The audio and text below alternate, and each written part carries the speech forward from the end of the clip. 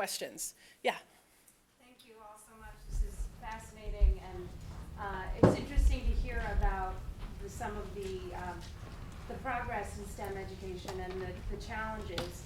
But what happens post-education? Is the National Coalition, are you folks working with or connected to kind of the not so corresponding statistics in the workforce and in economic development, where some of these strides kind of fall off once women are no longer in education? Is there a connection there between those two efforts? Definitely want to turn to the panelists for that. That article that I showed you, though, first thing, talks about how there are a fair amount of people going into STEM fields, but then choose to use them in a different way.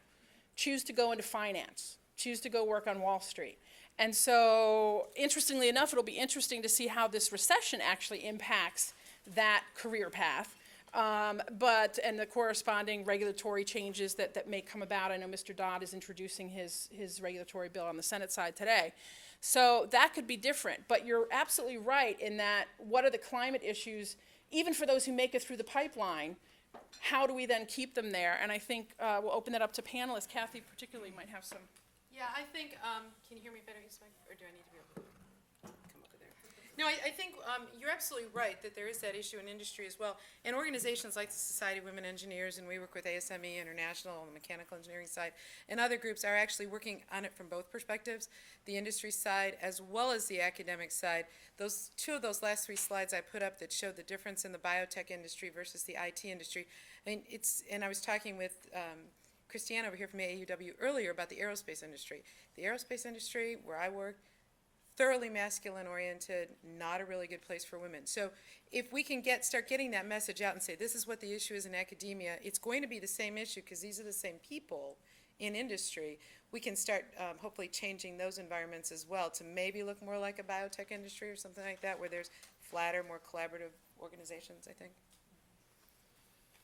I think the other thing you really want to pay attention to in terms of the climate issue is who's at the front of the classroom. You know, Kathy had mentioned that it's critical for people to see someone who looks like themselves up at the front of the classroom, to see who's doing STEM fields, and to have those kinds of role models. Interestingly enough, even some of the most well-meaning policies don't necessarily turn out the way you want. I'll give you a good example. There have been some higher ed institutions that have thought about the tenure clock. And a way to kind of support women academics is to say, okay, we're going to stop the tenure clock while you're on maternity leave so that that doesn't count against you because you're off, and we think that'll be a supportive thing to do. To be gender neutral, as they should be, because men want to be with their kids too, and that's family and medical leave law and so on and so forth, they often say it's parental leave. And so you will have time off and time off your clock in order to take care of your kid, bond with your new baby. All sounds good on the surface. Sounds like a really progressive, forward-thinking policy, doesn't it? What was interesting, though, is that in terms of how it's actually played out, one of the things that we've seen is that women obviously happily take that maternity leave. Men happily take that paternity leave. Women are actually taking care of the babies, and men are actually taking that anywhere from 3 to 6 to 9 months off and doing additional research because their wife is taking care of the baby, right? And so they end up, in some respects, actually in what was supposed to be a very well-meaning progressive policy, giving male faculty members an actual jump on their research and their time clock. And so that's one of the things that we need to think about, is that there can be unintended consequences. We need to think through how it works so that we are actually developing policies that are helpful and make sense in terms of academia and get those mentors in there. I also think groups like the Society for Women Engineers can be critical for women once they graduate.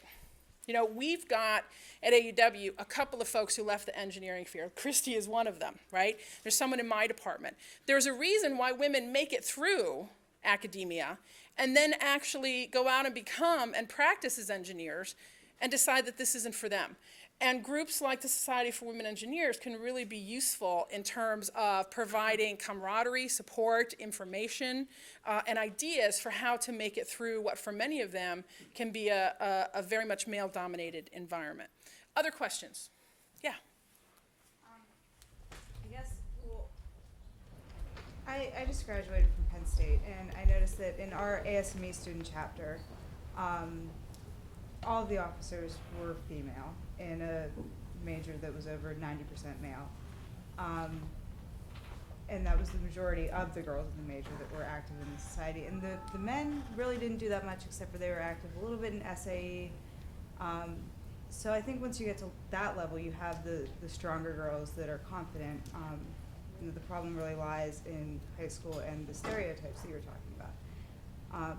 So while we're always fighting these stereotypes at that age, is there a way that we could, I don't know how to say this without sounding like I'm playing the devil's advocate, but use the stereotypes to our advantage, like if girls are buying Barbie Hot Wheels cars or whatever, have them, you know, build it yourself and explain the process and kind of use the products that are marketed toward girls to get them to develop these technical backgrounds. Because I think once it gets to the college level, you already have that subsection there. What was the major Penn State that you're talking about? ASME. Say it again. Mechanical engineering. Oh, But ME? I was talking about the student group. And the leaders were All female, females.